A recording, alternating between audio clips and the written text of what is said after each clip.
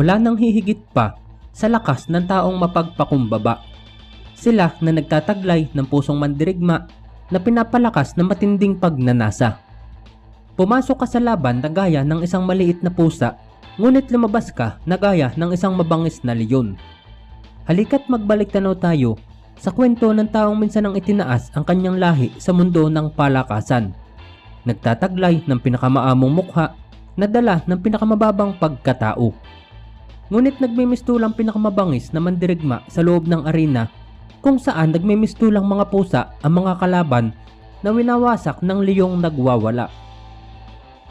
Ang kwento ng pagsisikap, pamamayagpag at pagbagsak ni Gabriel Flash Elorde o yung tinaguriang pinakamagaling na Filipino fighter sa lahat ng panahon.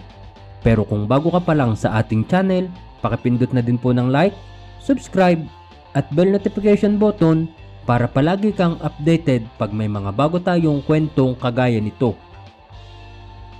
Bago pa man sumikat ang isang Manny Pacquiao sa larangan ng pagboboksing, nauna nang inidulo ng lahat ang pinakapopular na boksingero sa kasaysayan ng palakasan sa bansa.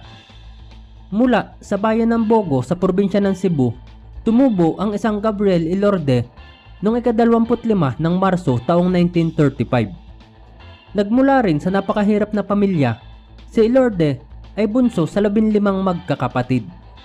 Dahil sa sobrang dami nilang magkakapatid, wala na ring magawa ang kanilang mga magulang gaano mang pagkayod ang gawin sa buhay.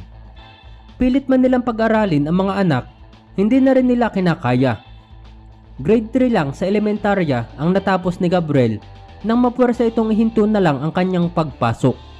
Dahil mas tumatak sa kanya na kailangan lumaban at magtiis ng maraming hirap para mabuhay.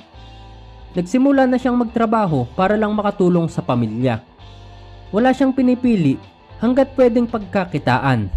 Mula sa tagalinis ng sapatos, ang pagiging dishwasher, ang street vendor, tagalinis ng bola sa bowling, kinayang lahat iyon ni Gabriel.